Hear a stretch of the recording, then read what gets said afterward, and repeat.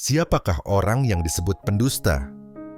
Di antara orang-orang beriman, ada yang hanya mengaku beriman dengan mulutnya saja, tetapi tidak mempraktikannya dalam tindakan. Namun, Tuhan mengakui orang-orang beriman yang benar-benar melakukan perintah-Nya. Mereka itulah orang beriman yang sungguh-sungguh dan tidak ada kepalsuan di dalamnya. Untuk dapat tinggal di dalam Tuhan, kita harus benar-benar mempraktikkan perintah-perintah-Nya. Allah adalah terang, dan di dalamnya sama sekali tidak ada kegelapan. Jika kita berkata bahwa kita memiliki persekutuan dengan Allah, tetapi hidup di dalam kegelapan, maka kita adalah pendusta. Dan inilah berita yang telah kami dengar dari Dia, dan yang kami sampaikan kepada kamu. Allah adalah terang, dan di dalam Dia sama sekali tidak ada kegelapan.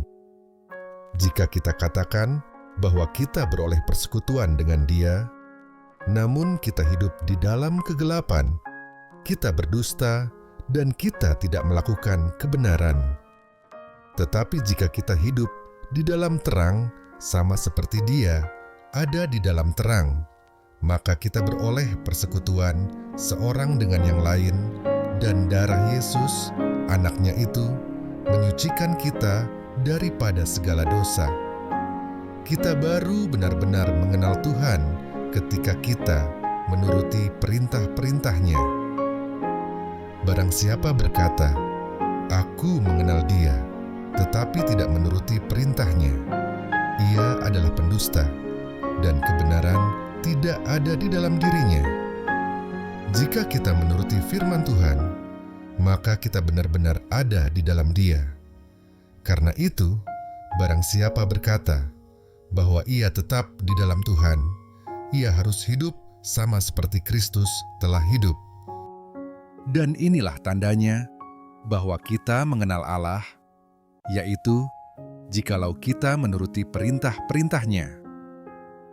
Barang siapa berkata, "Aku mengenal Dia," tetapi ia tidak menuruti perintah-Nya, ia adalah seorang pendusta, dan di dalamnya tidak ada kebenaran.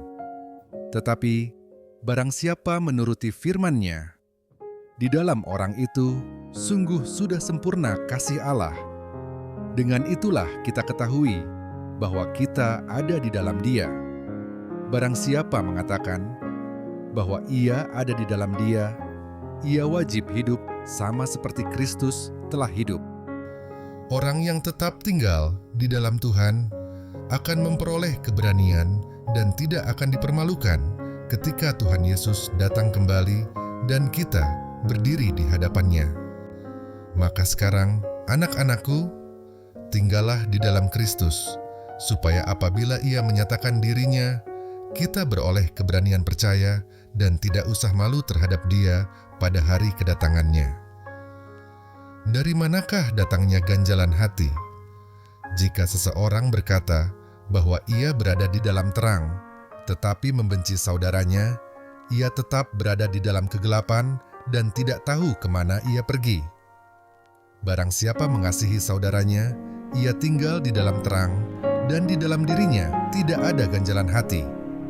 Barang siapa berkata bahwa ia berada di dalam terang, tetapi ia membenci saudaranya, ia berada di dalam kegelapan sampai sekarang.